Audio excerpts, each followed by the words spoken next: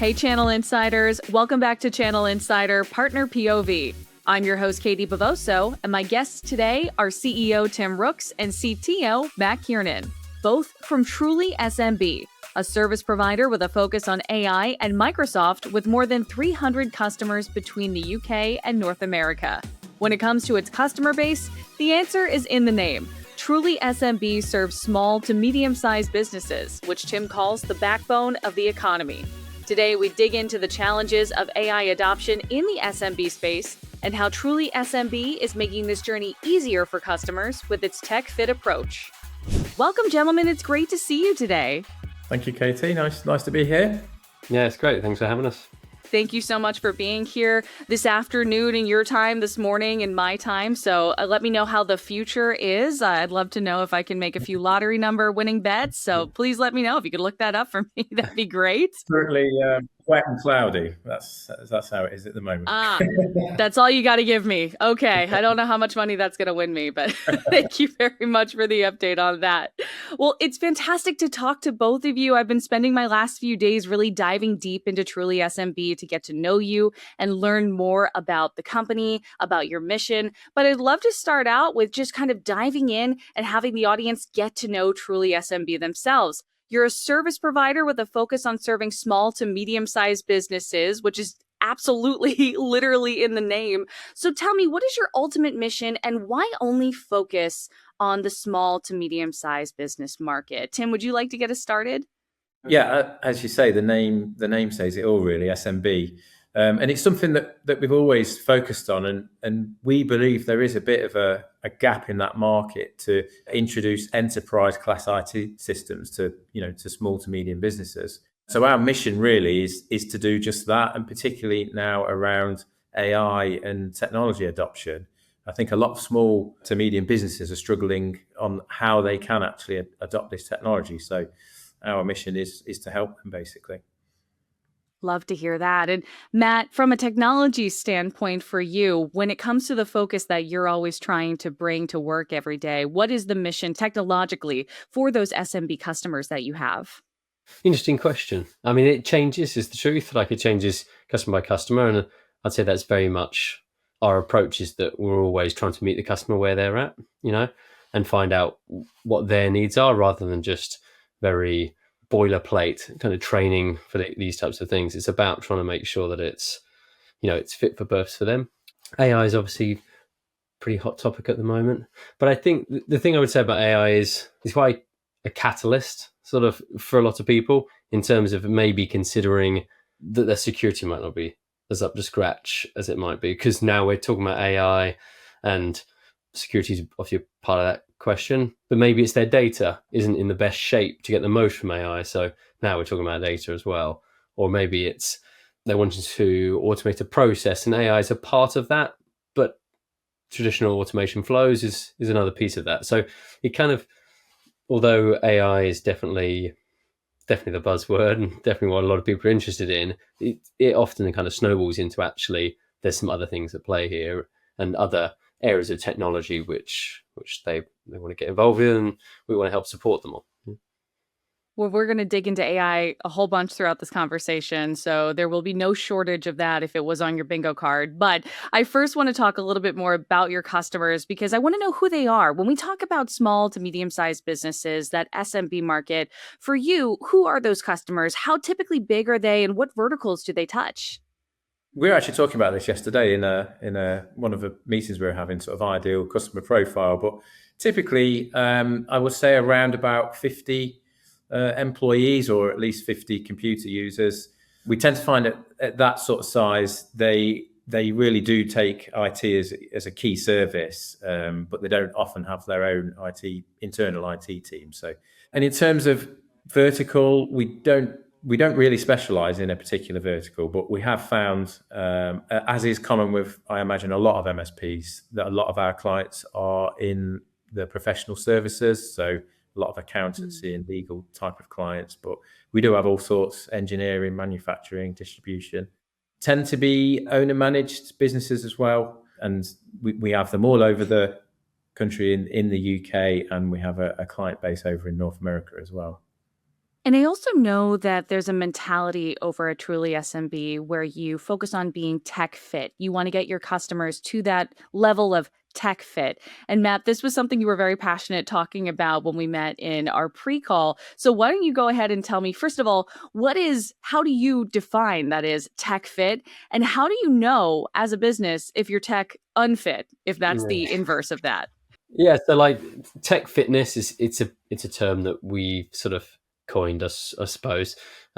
First internally, and now we're obviously using it more with customers and helping to for them to understand sort of where their baseline or where their benchmark is, and so the first thing we do is we actually help do a fitness score with different areas of technology. So that might be productivity and collaboration, data insights, AI and automation, so different areas. So we get that sort of picture of where they're at. And that sort of tech fitness, if I was going to define that phrase or that word, that for us is about how well they understand technology and can apply it. And so our goal is to kind of elevate that for that business across all those different areas. And so, yeah, I'm sure we'll talk about a bit more about how we do that and our method for that.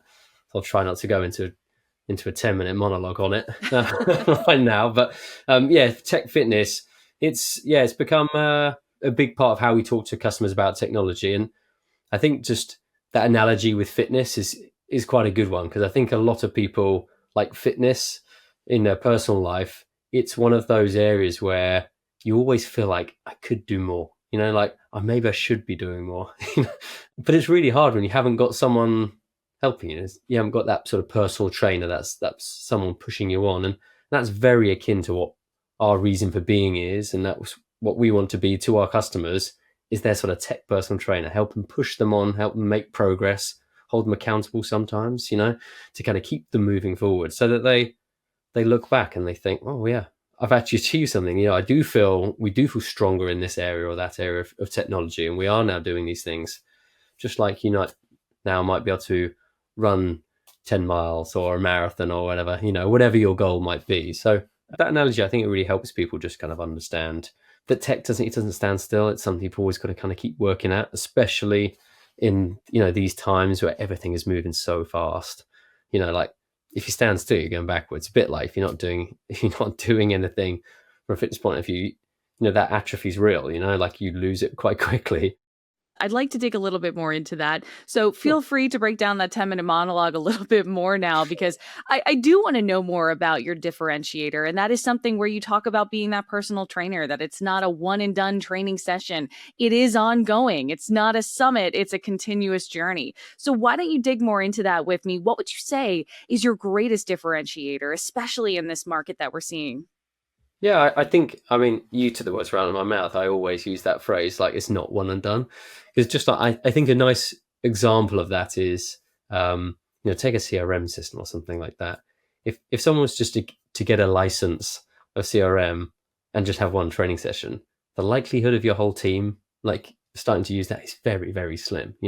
It requires ongoing support in terms of making that human change. But that is the same across all areas of technology, really. And we saw that a lot with Copilot, where it might be an IT director or a finance director, or someone gets a license and tries it out on behalf of the company, but it never goes further than that, really, and that's not making the real impact. That business is not getting the value out of AI just by one person having a training session or taking one license. And so our biggest differentiator is it isn't one and done. We want to work with people over a set of sessions. Yeah. And so that for us is, yes, training is part of that, but it's about coming back. It is that accountability piece for people using it, like what things have worked well, what haven't, getting people to share feedback between them as a group. I can tell you that is the most important thing in terms of adoption, is communication and sharing stories with your own team. But it just does not happen. It does not happen. And it needs people like us. I do think that's one of our reasons for being. It needs people like us to kind of keep people doing that and to share their stories. And I'll give you a very quick anecdote of that, if you'll indulge me for a second. But we did one of those sessions where we came back and we facilitated that discussion. And one of the people on there, they said, oh, I haven't used it. This was Copilot we were doing. So it was one of our Copilot inductions. And they said, I hadn't used it yet. And I literally said, I was like, this is why we do this. This is why I'm here. This is why we do this. And other people shared stories of how they'd used it, things that are working well, some things where we kind of helped them find, other use cases and other opportunities to give it a go. And cut to kind of 2 weeks later, it's about 2 weeks later, when they had the next session. Again, we're kind of getting back together, what's working, what have they taken from that last session into this next one. We get the stats on usage, and the person who hadn't used it in that first session was the top user in the next one. And I thought it was such a perfect example of that is why we do this. That is exactly why we do this. It's so common. Those would be the people who just get left behind. Doesn't really make much impact in the day-to-day. Doesn't make much impact for the business. And it kind of just withers away, and people think, well, that was interesting when we had that training session 3 months ago, but no one's really using it, Whereas now, when you have that sort of, we want to work together for the journey, and you've got people who went from not using it at all to now they're top user, and finding real day-to-day value in it. But it's so much easier for them to understand the return on investment for that, because they go, this is brilliant. Like, we've experienced this, we understand this, rather than just us coming given the big pitch of this will solve all of your reporting problems. Here's a big price tag for us to come and get started. I think your point about showing that incremental success to help those skeptics become believers is really important, because it's difficult to see the light at the end of the tunnel when they're also focused on their day-to-day. So having somebody like you come in to say, this is how we can use this and test it and give feedback and get feedback to see how it's going to actually help your life, because you know it, but at that time they just see the work that they have to put in and keep thinking about, that's just going to be more hours in my day and I don't want to do it. And the truth is, especially in in SMBs, requirements change. Like they change along that journey. That might be because a new opportunity or challenge arises, and they're saying, I know, I thought we wanted to do this, but actually, could we do this first, or we'd like to go deeper on that.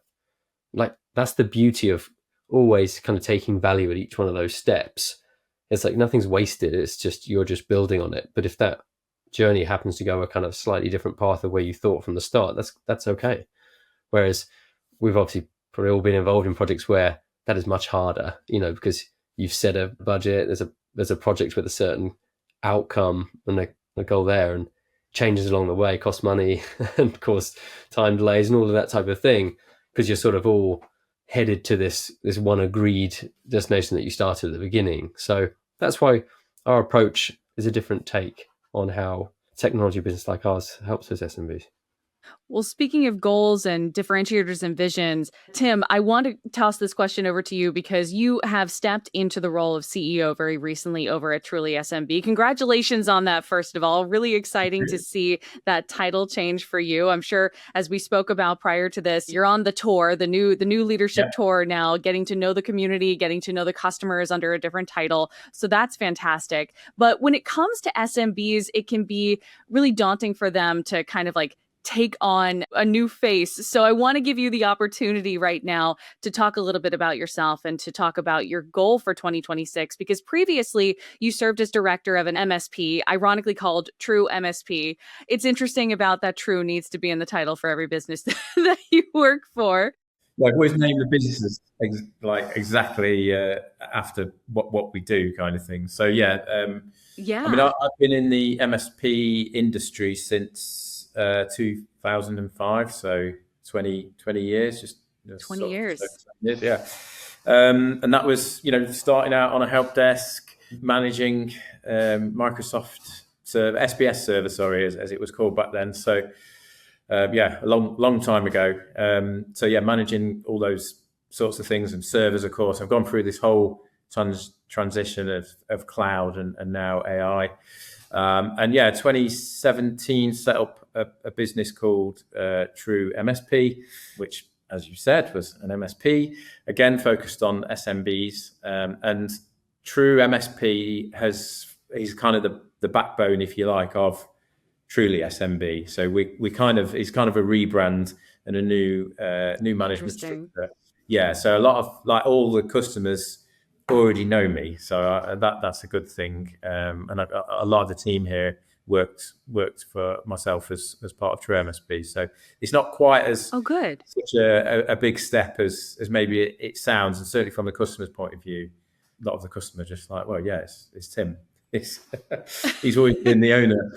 So that's kind of the journey. But yeah, we decided to rebrand, get the new management structure in place, and change the name to Truly SMB because we didn't want to be sort of pigeonholed into just doing MSP services because it's changing, as Matt said, it's changing so rapidly now. Right. And a lot of MSPs, I think, are facing that challenge of how do they grasp AI and talk to their clients about AI because it is a different conversation. It's not a product sale; it's more of a business outcome source of sales. So yeah, we didn't want to pigeon ourselves into just MSP services. So that's why we decided to change the name to Truly SMB.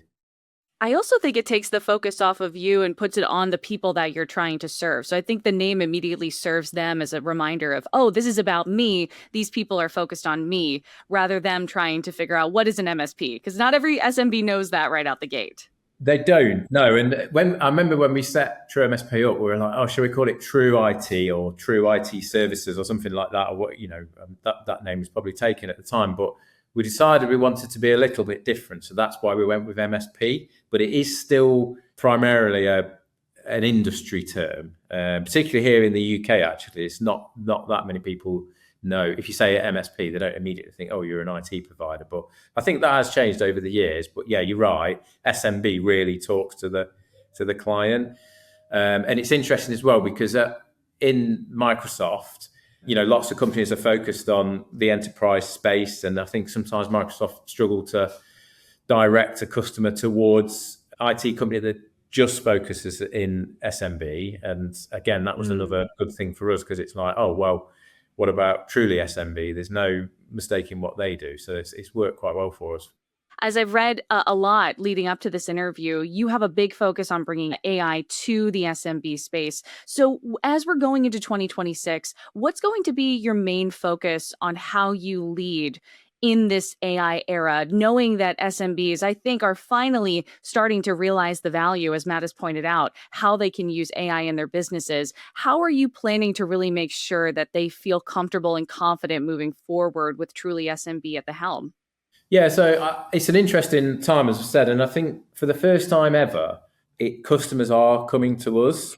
So previously, we would love to talk to the customer about why they should move to the cloud and all the benefits, but it was still sometimes that, well, I'm happy I've got a server, the files are on the server, and I don't really need to move to the cloud. But this time, it really is the clients coming to us and saying, we know about AI. We're reading about AI all the time. We want to take advantage of AI, but the challenge is they just don't know where to start. And really, the core of our offering and our solution to that is to get them on our Truly Fit program, as Matt's explained, and take them on this journey. And I think one of the key things around that is introducing them fairly quickly to things that they can get started with. So we don't have to do like a massive security audit and a big data project and reorganize all their data for them. I mean, that may be part of a larger adoption, but we like to get them on AI quickly and get them to see the benefits of it quickly.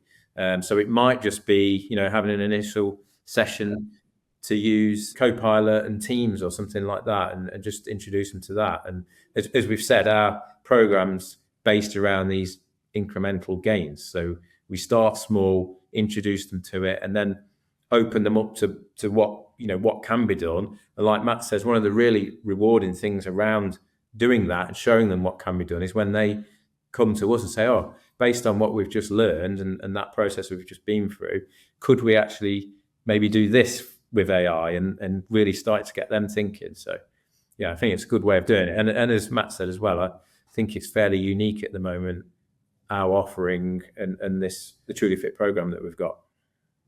How are you applying the Truly Fit method internally? I'd love to know where you see an opportunity to kind of continue to streamline things and make things efficient inside Truly SMB. I mean, that's for sure one of our focuses for 2026. Microsoft have kind of coined the phrase customer zero, and I think we really want to adopt that as well ourselves. So we have been doing Truly Fit ourselves as well. So because at the end of the day, AI is new to us and new to our team as well. So, we haven't been using Copilot for the last 5 years because it didn't exist. So we've been doing Truly Fit, and Matt and his team have been training our internal team on how to use Copilot. We've built agents that we can use, but 2026, we're going to put a real big focus on our support team and our help desk and really get that streamlined using Copilot and agents. And we've just put in a new voice system, Teams, and that uses AI sentiment, so we can pick up if a customer's perhaps said something about buying a license or something like that, or you can pick all those things out of the conversation and alert like our customer service teams and things like that. So there's all sorts of things we're looking at, but definitely 2026 is a big focus on customer zero and making sure that we are adopting these technologies and making the most out of them. I'm curious about, we've talked about Microsoft and name dropped them a few times, and obviously you are a Microsoft partner, but when it comes to knowing that Microsoft, the brand and the suite that it has already, does that make building in AI, in this case Copilot, easier for your customers to kind of take on right away? Or do you notice there's still hesitancy in them not necessarily engaging the AI agent inside the system once you apply it? I'm just curious to know, Matt, you spoke a lot about that hesitancy and them not wanting to get involved. Is that still true, even though it's like, hey, it's a part of your system now, click on it, give it a shot? Do they still kind of hold back even though they know it's now built into their system? I would say there's been a huge shift in 2025. I can tell you right at the beginning of the year, loads more people would have been like, what's this? Haven't used it, and we were doing a lot more in terms of those induction sessions where it's really introducing them to the tool, getting them to use it, prompt engineering, that type of thing, best practices for prompting, that type of stuff.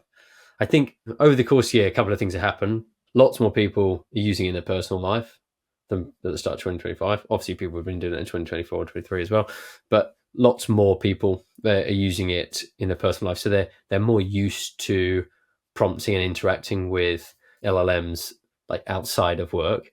And then also at the same time, Microsoft has made a lot of strides in Copilot in terms of, especially the free version, because there's a version which is included in M365, and they've added to that quite a lot actually in terms of what's available for a free user. So sort of those two things coupled, like more baseline knowledge that people have from their personal lives, coupled with Microsoft allowing you to do more in work as part of your included licenses you have, mean that a lot of people have got started a bit, like when we're kind of taking that hands up who's used Copilot already, at the beginning of the sessions, and you get more than you used to for sure. And that's why I think working with customers, you're more quickly into the agent world, like into starting to talk about agents and how those can you use, rather than how do you individually get started. So that's definitely been a shift. I've noticed that over the course of 2025. You still obviously get the mix, you still get people who haven't given it a go or more hesitant, but I'd say has definitely reduced. I think people are much more, again, I mean, a bit like the Finch thing. People are aware, like, I probably should be like doing something with this, So there's not much hesitancy anymore, really. And to answer your question just about Microsoft specifically, having it baked into Microsoft is such a nice, easy place to start. More than anything, just that it's the most secure place to start is the truth. Obviously, people will use other tools like ChatGPT or Gemini and that type of thing, which is fine personally, but having to copy work files outside of your protective Microsoft bubble that all your other stuff is stored in from SharePoint, OneDrive, etc., copying that out and putting it in ChatGPT or something, which, maybe they're using a personal account and stuff, and just it gives me the heebie-jeebies just talking about it, like it's not best practice to be doing that. So Copilot is a very, very easy way to say you can just get started very securely, very safely. You can upload content, whatever, just like you'd look at a Word doc and feel comfortable that, no one else has seen that. You can do the same thing with using Copilot in M365. So that makes it easy and just takes away some of those, nerves about getting started with it, I suppose. The concerns that they're going to Yeah, upload an entire HR document into ChatGPT, into a breakdown. Yeah, I can imagine the stress of that. We saw this again when the cloud sort of came along and all the different cloud storage drives, and people had adopted those because it was a lot easier to put your data in your own cloud storage, particularly if you're out on the road. Yeah, like Dropbox and that sort of thing. And then Microsoft obviously introduced 365 and OneDrive and all those technologies. And it's very similar to that.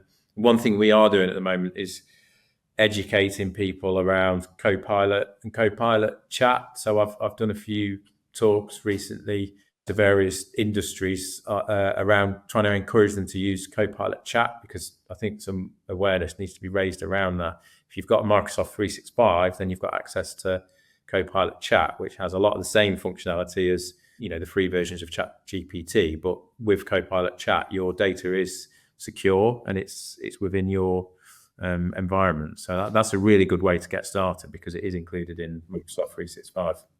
A very good point there. I'd love to kind of bring what you do over at Truly SMB into the real world with an example. And I always ask for a success story, but one that actually came to me that you folks spoke about was your work with one of the largest chambers of commerce in the UK, actually the largest chamber of commerce in the UK. The East Midlands Chamber, you recently started partnering with them. They champion 12,000 businesses a year. Can you talk to me about this partnership and what you intend to do to help the East Midlands Chamber? What are they expecting from Truly SMB, and what are your plans for success in the new year? Yeah, so something we're really proud of. So yeah, thanks for bringing that one up. So we've become a strategic partner of the Chamber, and as part of that, we'll be helping their members, along with the Chamber as well, to adopt this technology. So alongside the Chamber, as a strategic partner, we'll be, again, running training programs, technology adoption programs, just raising that awareness and helping their members, many of which are small to medium businesses, adopt AI. And what we're hoping for in the future is that there will be some funding available as well.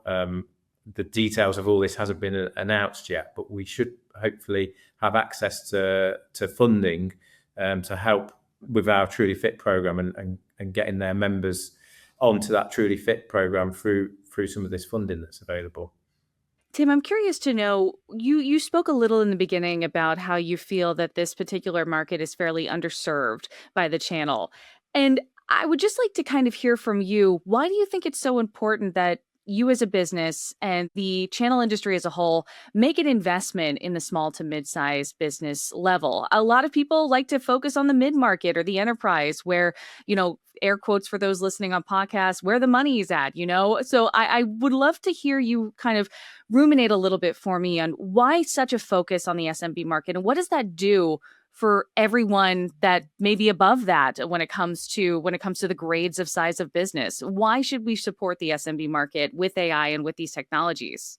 Yeah, I think, for starters, in the UK, and I'm sure that the same in many countries, SMBs are the backbone of the country. There's thousands and thousands of them out there working hard to offer services that help everyone and help the enterprise businesses as well.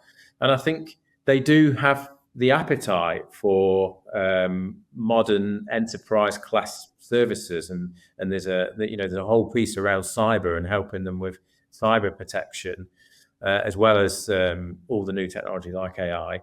And the tools are available. Vendors like Microsoft have done a great job of making their enterprise products available for SMBs, and it's our job to help those SMBs adopt that technology because they don't often have their own in-house skill. So it's a huge opportunity, I think, for lots of MSPs for that reason. Well, with that said, gentlemen, I'd love to know what's next for Truly SMB in the new year. I'm sure there are plenty of goals and there's things that you're working on. What can you tell me? Can you peel back the curtain a little bit and just kind of tell me maybe a little bit about the secret sauce that you've got planned for this upcoming year? Matt, I see a smirk on your face. I'm wondering if that indicates. I'm wondering what Tim's going to say to that question. I want to hear from both of you. Yeah. From my point of view, I'd love to see the Truly Fit program grow. I'd love to have more members in that. This is not beginning part of the year, but that sort of Truly Fit program, becoming a bit of a community of its own almost, where you've got sort of like-minded businesses making progress together. And I think there's lots can be done, like some of the learnings from each other, between different industries, different sizes, that type of thing. I'd love to grow that. That's very much a focus of ours is growing that. And it ties into, Tim hopefully won't mind me saying this, about one of our sort of internal goals. Like our most important goal at the moment is customers. And I know that sounds very cliche to say, like, oh, it's customers, everyone's just customers. But we've made a real decision to focus heavily on our service to them, making that as absolutely as top quality as it can be, but also understanding all our customers the best that we possibly can, just beyond their IT. Like we have some customers where maybe we're doing their managed service, but not necessarily helping them yet with some of the other things, in that sort of technology wheel. And so we want to understand them better so that we can better help them. If we understand, I didn't know that reporting was such a headache for you, and that you had this whole other team, or you've got these 5 other locations that we didn't know about, that you're struggling with managing all these different devices, all these little things. That comes from a better understanding of the customer. So that absolutely is our next quarter's goal, is around a deeper understanding. And Truly Fit's great for that. Like it is, we run a free discovery session for anyone who takes their score. So understand your Truly Fit score, get that baseline. We run a free discovery that's with our clients, but also anyone else who's interested as well. And I love to run those conversations because it's great. It's always, you come out of it just understanding that business so much better. But also I feel like it helps them also prioritize in their head, like, what things do I really want to work on? And also we leave with a roadmap, of saying, well, based on your priorities, these are the things we can help just line up, and we'll just start going. It's a very quick way of getting them to that point. Understand all the pricing, all that stuff, super transparent, easy to get started with. So it's not a big, oh, that was a nice conversation, I wonder how much this is all going to cost me when they come back with it, when they come back with a big proposal. It's very much like, have a great conversation, help line some things up. You've got everything you need to, if you want to go get started, and come join us with Truly Fit, and we'll start making progress. So, well, Tim, how would you build on that? What can we see from Truly SMB in 2026 that you can talk to me about? Yeah. Well, I think Matt sort of touched on one of the things that we're doing is we've got this internal program to focus on customer obsession in all areas. So that's right across the business, whether it's the accounts team, it's Matt's engineering team, it's the help desk. And one of the things that we're really excited about that program is it's not driven by leadership, it's driven by everyone. So someone on the help desk can really have a positive impact on hitting a certain target and focusing on that customer obsession and improving the customer service.